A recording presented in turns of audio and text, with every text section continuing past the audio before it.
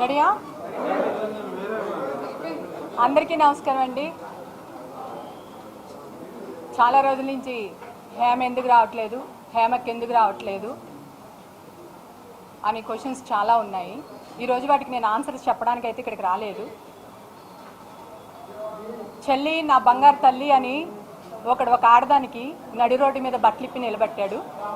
వాళ్ళకి కావాల్సిన యాంగిల్స్లో అన్నీ తీసుకున్న తర్వాత చక్కగా దుప్పటి కప్పేశాడు. చాలా గౌరవించవలసిన విషయం అది. ఆ ఛానల్ అతన్ని, మూర్తి గారిని కూడా థ్యాంక్స్ సార్. మళ్ళీ మీరు అడిగితే కూడా మేమే బట్టలు కప్పాము, మిగతా వాళ్ళందరూ తీసుకున్నారు అని మూర్తి గారు సమాధానం చెప్పారు. బాగుంది సార్. ఒక ప్రముఖ ఛానల్ వాడేమో ఇండస్ట్రీలో డాష్ ముండలు లేరా అని అడిగాడు. బాగుంది సార్, చక్కని సంస్కారం. చాలా చక్కగా మాట్లాడుతున్నారు మీరు అందరూని. దీనికోసం మీరు వెల్ ట్రైనింగ్ అయ్యి ప్రముఖ ఛానల్లో న్యూస్ లీడర్స్ అయ్యారు. అది కూడా చాలా ఆనందంగా ఉంది. అన్నీ అయిపోయినాయి.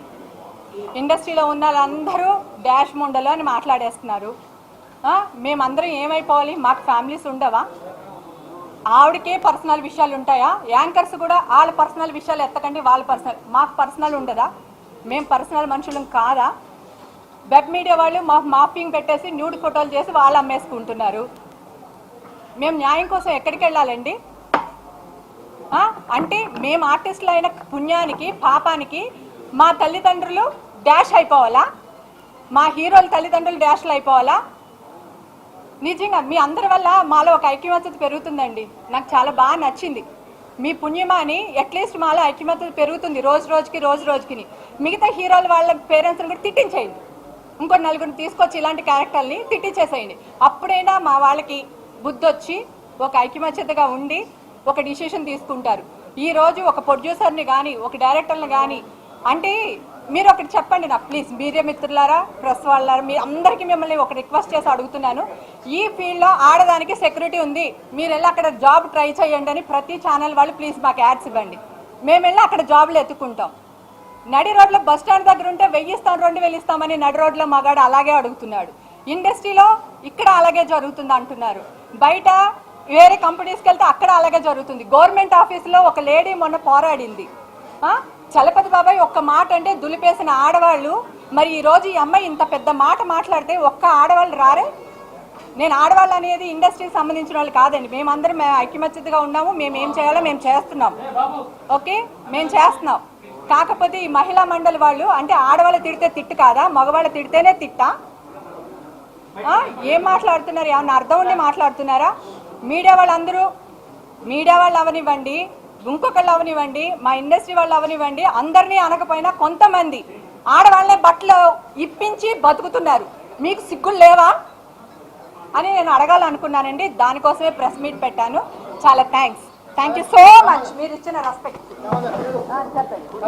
మీ క్వశ్చన్కి నేను ఆన్సర్ చేయడానికి రాలేదండి, నా అభిప్రాయం చెప్పడానికి వచ్చాను. సో ఓకేనా, నా అభిప్రాయం నేను చెప్పేశాను. దిస్ ఈజ్ మై అభిప్రాయం. ఇప్పుడు నేను కూడా అదే చెప్పాను కదా, మీ పుణ్యమైన ఐక్యమత్యత వస్తుంది కదా. ఇప్పుడు ఒక్కొక్కరు వస్తున్నారు కదా, వస్తారు డెఫినెట్గా చదువుతారు. ఎందుకు కూర్చోవాలి? కూర్చున్నా నేను మీ క్వశ్చన్లకి నేను ఆన్సర్లు చెప్పడానికి రాలేదు. నేను చెప్పండి మరి ఇదే చెప్పండి ఒక్కొక్కరు అడిగి చెప్పండి.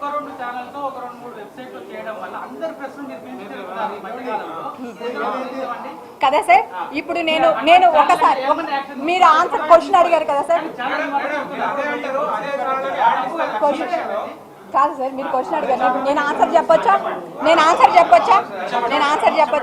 మీరు క్వశ్చన్ అడిగారు. ఒక్క నిమిషం ఆగండి. మీరు సరే ఆగండి.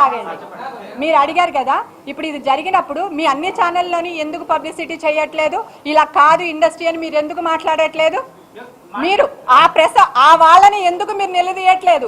అదే నేను ఎక్కడైనా దొరికాను అనుకో మీ అన్ని ఛానల్లో పబ్లిసిటీ చేస్తారు కదా.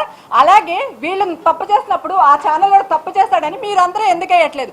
ఆన్సర్ వేయలేదు. మీరు ప్రెస్ మీట్ కాదండి, నేను ప్రెస్ మీట్ పెట్టి ఒక చోట దొరికిపోయానా? ఆగండి ఒక్క నిమిషం సార్, మీరు అలా కాదు సార్, నేను దొరికిపోయాను, నేను వచ్చి మీ ఛానల్కి ఇంటర్వ్యూ ఇచ్చానా? కాదు కదా. మీరు వేసేస్తారు కదా, ఫలానా హేమ అక్కడ దొరికింది అక్కడ దొరికింది అక్కడ దొరికింది అని అందరూ వేస్తారుగా. అలాగే ఒక మీడియా వాడు తప్పు చేసినప్పుడు వాడు తప్పు చేశాడు అని మీరు ఎందుకు వేయట్లేదు?